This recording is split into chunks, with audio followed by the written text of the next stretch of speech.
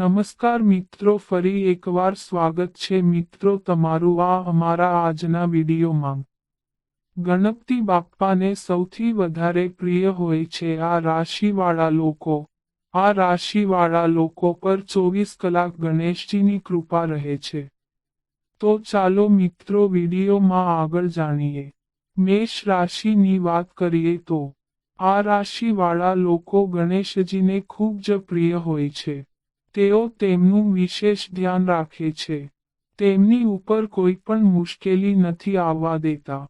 ગણપતિજીની કૃપાથી આ રાશિવાળા લોકોનું નસીબ હંમેશા તેમને સાથ આપે છે। તેમના જીવનમાં દુઃખ ઓછા આવે છે। તે જીવનમાં ખૂબ જ સફળતા પ્રાપ્ત કરે છે। માતા પિતાને તેમના પર ગર્વ હોય છે। આ રાશિવાળા લોકોએ દરરોજ તન મનથી શ્રી ગણેશજીની પૂજા કરવી જોઈએ। બુધવારે ગણપતિ બાપ્પાના નામનું વ્રત રાખવું જોઈએ। બ્રાહ્મણને ભોજન કરાવવું જોઈએ, તેનાથી તેમને વધારે લાભ થશે। જીવનમાં ક્યારેય પણ પૈસાની કમી નહીં થાય। દરેક કામ કોઈ પણ વિઘ્ન વગર પૂરા થશે। મિથુન રાશિની વાત કરીએ તો બુધ આ રાશિના સ્વામી છે।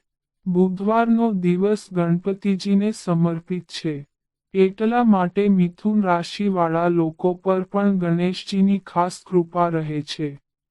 ગણેશજીના આશીર્વાદથી તે એક સુખદ અને લક્ઝરી લાઈફ જીવે છે।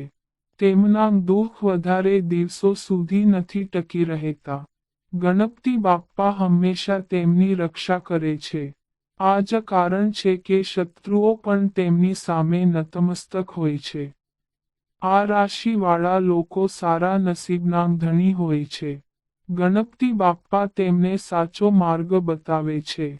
આ રાશિવાળા લોકોએ બુધવારના દિવસે ઉપવાસ કરવો જોઈએ। આ દિવસે દાન અને ધર્મકર્મના કામ કરવા જોઈએ। ગરીબોની મદદ કરવી જોઈએ। મકર રાશિની વાત કરીએ તો આ રાશિવાળા લોકો મહેનતુ અને ઈમાનદાર હોય છે। ગણપતિ બાપ્પાને તેમની આ વાત પસંદ હોય છે।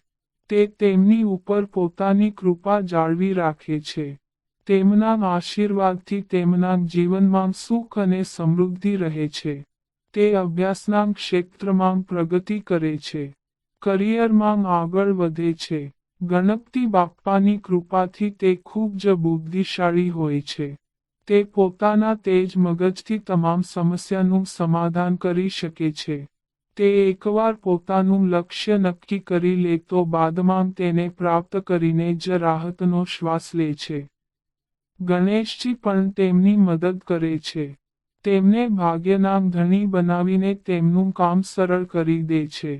આ રાશિવાળા લોકોએ ગણેશજીના મંત્રનો દરરોજ જાપ કરવો જોઈએ। ગણપતિ મંદિરમાં દર બુધવારે પ્રસાદ ચડાવવો જોઈએ। તો મિત્રો, આ અમારી માહિતી ગમી હોય તો ચેનલને સબસ્ક્રાઇબ કરો।